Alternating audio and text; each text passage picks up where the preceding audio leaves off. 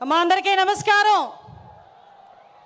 మండు టెండలో ఎండని సైతం లెక్క చేయకుండా ఒకానొక సందర్భంలో రాయలసీమ గడ్డ మీద పసుపు చొక్కా వేసుకున్నాడని వాడిని బెదిరించి కేసులు పెట్టిన నేపథ్యం నుంచి ఈరోజు ధైర్యంగా పసుపు చొక్కా వేసుకొని, పసుపు టోపీ పెట్టుకొని, పసుపు జెండా పట్టుకొని సుదూర ప్రాంతాల నుంచి నా నాయకుడు వచ్చాడని చెప్పి ఈరోజు గడప గడ్డ మీదకి వచ్చిన ప్రతి ఒక్క కార్యకర్తకి కూడా పేరు పేరున శిరస్సు వంచి పాదాభివందనం చేసుకుంటూ, కడపలో మహానాడు జరగటం అంటే చాలామంది ఆశ్చర్యపోయారు.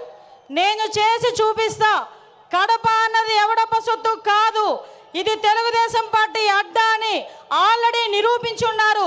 ఆ కడపలోని ఈ రోజు వరకు మనం మహానాడు జరపలే, ఇక్కడ జరుపుకుందామని చెప్పి గౌరవ ముఖ్యమంత్రి వర్యులు నారా చంద్రబాబు నాయుడు గారు, అదేవిధంగా మన జాతీయ ప్రధాన కార్యదర్శి మనందరి నాయకుడు లోకేష్ బాబు గారు కంకణం కట్టుకొని ఈరోజు ఈ కార్యక్రమానికి శ్రీకారం చుట్టారు. సాధారణంగా 5 ఎలక్షన్లు అయిన తర్వాత, ముఖ్యమంత్రి అయిన తర్వాత ఒక 5 సంవత్సరాల గురించి ఆలోచించి రాబోయే ఎలక్షన్ల గురించి ఆలోచించేవాడిని పొలిటికల్ లీడర్ అంటారు. అదే ఆంధ్రప్రదేశ్ రాష్ట్రం గురించి, భవిష్యత్తు గురించి 20 సంవత్సరాల తర్వాత ఏం జరగబోతుందో ఆలోచించే వాళ్ళని విజనరీ లీడర్ అంటారు. అదే విజనరీ లీడర్ మన ఎదురుగా కనిపిస్తున్న 6 అడుగుల మన చంద్రబాబు నాయుడు గారు మా తెలుగుదేశం పార్టీకి నిలువెత్తు రూపంగా ఈరోజు మనం భావించుకోవాలి. ఎందుకో చెప్తున్నా, 75 ఏళ్ళ వయసు, 40 ఏళ్ళ రాజకీయ చతురత, 40 ఏళ్ళ రాజకీయ అనుభవం, ఈ రెండు మేళవించుకొని సుమారుగా 2047కి 2047కి ఈ రాష్ట్రం ముందుండాలి. ప్రపంచంలోనే మొట్టమొదటి స్థానంలో ఆంధ్రప్రదేశ్ రాష్ట్రం ఉండాలి. మేము ఉన్నా లేకపోయినా మన బిడ్డల గురించి, మన భవిష్యత్తు తరాల గురించి ఆలోచించిన ఏకైక నాయకుడు ప్రపంచంలో ఎవరైనా ఉన్నారంటే మనం గర్వంగా కాళ్ళు ఎగరేసుకొని చెప్పుకోవచ్చు, నా నాయకుడు ఉన్నాడు, చంద్రబాబు నాయుడు గారు ఉన్నారు అని. ఆ చంద్రబాబు నాయుడు గారికి వేదిక సాక్షిగా నమస్కారాలు, ధన్యవాదాలు తెలియజేసుకుంటూ, ఈరోజు గత 5 సంవత్సరాలు కూడా వ్యవస్థలని నిర్వీర్యమైపోయి ఉపాధి అవకాశాలు లేక, ఉద్యోగ అవకాశాలు లేక మొత్తం యువత అంతా కూడా తప్పుదారి బట్టి, గాంజా మార్గాన్ని బట్టి ఉపాధి అవకాశాలు లేక అల్లాడుతుంటే ఆ యువతకి ఒక మార్గదర్శకం ఇవ్వాలి అని చెప్పి ఆ రోజుల్లో రౌడీ రాజకీయాలు జరిగే పరిస్థితుల్లో, సైకోలు పాలన పరిపాలించే పరిస్థితుల్లో ఆ రోజు ఒక్కగానొక్క బిడ్డ ఈరోజు రోడ్డు మీదకి వచ్చి అవమానాలు ఎదుర్కొన్నాడు, అపహేళనలు ఎదుర్కొన్నాడు. ఒక పక్క తల్లిని అవమానించారు, ఒక పక్క తండ్రిని జైలుకి పంపించారు. అయినప్పటికీ కూడా మొక్కవోని ధైర్యంతో నా కార్యకర్తలు నా వెంబడున్నారు, నేను పూర్తి చేయగలనని సుమారుగా 9 నెలల కాలంలోనే ఈ రాష్ట్రంలోని తెలుగుదేశం పార్టీకి పునరుద్ధేశం తీసుకొచ్చిన నా సోదరుడు, మానవవనరుల శాఖ మంత్రులు గౌరవనీయులు నారా లోకేష్ గారికి ప్రత్యేకంగా ధన్యవాదాలు, నమస్కారాలు తెలియజేసుకుంటూ, ఈరోజు రాష్ట్ర పార్టీ అధ్యక్షులు పల్లా శ్రీనివాసరావు గారికి, అదేవిధంగా వేదిక నిర్వహించిన సహచర మంత్రివర్యులకి, ఎమ్మెల్యేలకి, ఎమ్మెల్సీలకి అందరికీ కూడా పేరు పేరున, వేదిక నిర్వహించిన పెద్దలందరికీ కూడా పేరు పేరున నమస్కారాలు, ధన్యవాదాలు తెలియజేసుకుంటూ, సాధారణంగా ఈ మహానాడు అయితేనే మహానాడు ముందు రోజు కూడా చాలా వర్షం పడింది. వర్షం పడితే చాలామంది లోపల తీన్మా డ్యాన్సులు వేసుకున్నారు అవతల పార్టీ వాళ్ళు. ఈ మహానాడు ఎలా అవుతుందో చూద్దాం, ఈ మహానాడు ఎలా అవుతుందో చూద్దామని.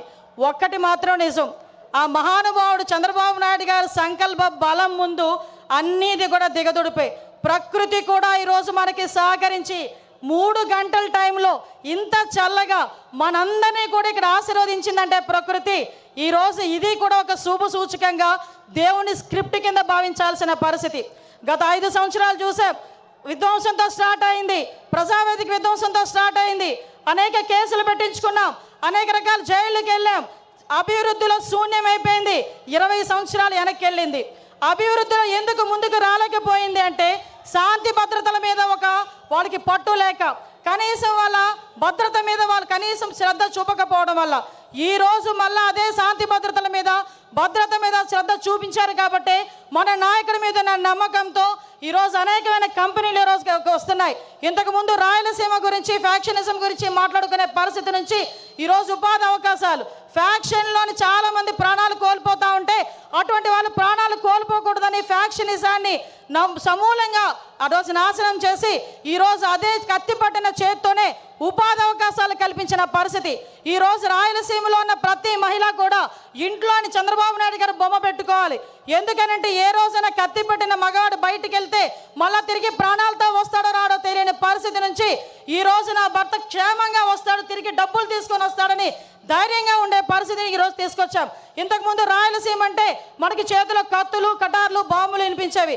కానీ ఈరోజు రాయలసీమ అంటే ఒక కియా, రాయలసీమ అంటే ఒక శ్రీ సిటీ, రాయలసీమ అంటే ఒక హీరో కంపెనీ, ఇలాంటి కంపెనీలు అనేకం కనిపించే పరిస్థితి ఈరోజు మనందరికీ కూడా కనిపించే పరిస్థితి కనిపిస్తూ ఉంది.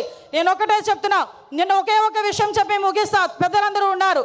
నిన్న ఏదైతే మహానాడులో గౌరవ లోకేష్ గారు చేసిన 6 శాసనాలు, నిజంగా ఏదైతే చంద్రబాబు నాయుడు గారు కలలు కంటున్న 2047 స్వర్ణాంధ్రకి ఈరోజు కడప మహానాడు వేదికగా ఈ 6 శాసనాలు కూడా ప్రథమ భూమిక వహించబోతున్నాయి. ఇవే పునాది కాగబోతున్నాయి. ఈ కార్యకర్తలే అధినేత అని చెప్పిన పరిస్థితి ప్రపంచంలో ఏ పార్టీకి లేదు. ధైర్యంగా, గర్వంగా నేను తెలుగుదేశం పార్టీ కార్యకర్తని చెప్పుకొని తిరిగే పరిస్థితులు ఈరోజు ఉన్నాయి. ఒకటే ఒక విషయం చెప్తున్నా. మొన్న రీసెంట్గా నేను ఒక ఫ్లైట్లో వస్తా ఉంటే ఒక పెద్ద మనిషి, ఒక వ్యాపారవేత్త నాకు కనిపించారు. ఏంటి సార్ ఎలా ఉంది సార్ అంటే, అమ్మ రక్షించారు మీరందరూ కూడా ఎన్డీఏ కూటమిని గెలిచి. ఎందుకంటే 2018లో నేను శంకుస్థాపన చేశా. 19లో నేను ఫ్యాక్టరీ పెట్టాలని వెళ్తే పార్ట్నర్షిప్ అడిగారమ్మా. అప్పటి నుంచి మూసుకొని కూర్చున్నా. మళ్ళా చంద్రబాబు నాయుడు గారు వచ్చిన తర్వాత ఫ్యాక్టరీ మళ్ళీ ఓపెన్ చేశారని చెప్పే పరిస్థితి. ఒకటే చెప్తున్నా సార్, మీరు ఏదైతే 6 శాసనాలు తీసుకున్నారో ఈ 6 శాసనాలు మంత్రులుగా ఉన్న మేము కానీ, ఎమ్మెల్యేలుగా ఉన్న స్టేజ్ మీద ఉన్న వాళ్ళు కానీ, కార్యకర్తలుగా ఉన్న వాళ్ళు ప్రతి ఒక్కరు కూడా గ్రామానికి వెళ్ళి చెప్పే బాధ్యత మేము తీసుకుంటాం. మీరు కలలుగన్న 2047 విజన్ ఏదైతే ఉందో ఆ విజన్ని పరిపూర్ణంగా ముందుకు తీసుకెళ్లే విధంగా, మరీ ముఖ్యంగా గుంట నక్కలు చేరకుండా ఉండే బాధ్యత కూడా కార్యకర్తలుగా మనందరం కూడా తీసుకోవాల్సిన బాధ్యత ఉంది. మళ్ళీ 5 సంవత్సరాల తర్వాత నేను వస్తా అని కలలుగనే వాళ్ళకి మొన్నటితోనే ఆఖరి రోజు పులి స్టాప్ పడే పరిస్థితి, మళ్ళీ ఇలాంటి గుంట నక్కలు మన దగ్గరికి చేరకుండా ఉండే పరిస్థితి కూడా మనం తెచ్చుకోవాలని మనస్ఫూర్తిగా కోరుకుంటూ, ఇప్పటి నుంచే 2029 ఎన్నికలకి కూడా ఇప్పటి నుంచే పని చేయాలని ప్రతి కార్యకర్తకి కూడా తెలియజేసుకుంటూ, ఈ మహావేదికగా మీ అందరికీ నాకు ఇక్కడ మాట్లాడే అవకాశం కలగజేసినందుకు ప్రత్యేకంగా గౌరవ ముఖ్యమంత్రి వర్యులకి, నారా చంద్రబాబు నాయుడు గారికి, లోకేష్ బాబు గారికి అందరికీ కూడా ధన్యవాదాలు, నమస్కారాలు తెలియజేసుకొని సెలవు తీసుకుంటున్నా. జై హింద్, జై తెలుగుదేశం. అనిత గారికి ధన్యవాదాలు. పోలీస్ అధికారులకు విజ్ఞప్తి, రోడ్డు మీద వచ్చేటువంటి తెలుగుదేశం పార్టీ కార్యకర్తల్ని అనుమతించాల్సిందిగా విజ్ఞప్తి చేస్తా ఉన్నాం. మీరు అక్కడి నుంచి వెనక్కి పంపుతున్నారని సమాచారం.